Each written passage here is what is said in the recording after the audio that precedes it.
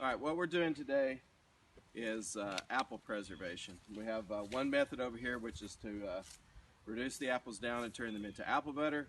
The other method of preservation that we're going to try came from a historic text that mentioned being able to preserve apples in dried sand in a root cellar or in a cool, dark place. So we are in the process of trying that right now. So what we have is we have an old kettle.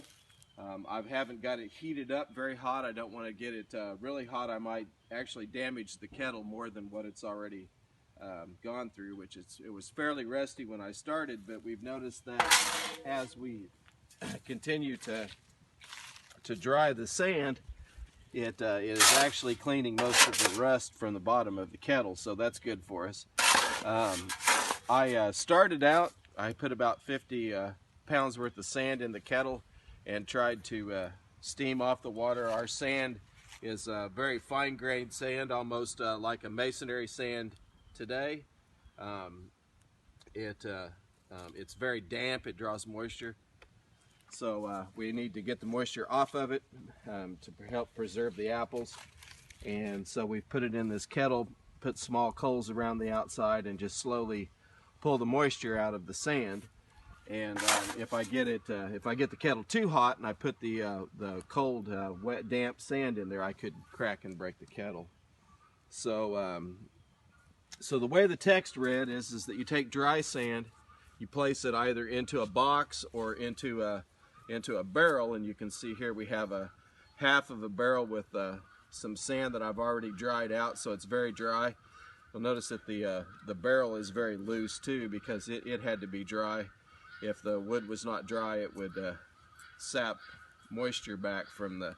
You can see that the sand's still smoking a little bit there, but it would pull moisture from the wood in this barrel back out into the sand. So we've laid a layer of sand down here in the bottom, and we'll continue to dry this sand out till it's dry. Let it cool completely down, and then we will put space out a layer of apples, and then we will cover those up with sand and place them in the basement of the house.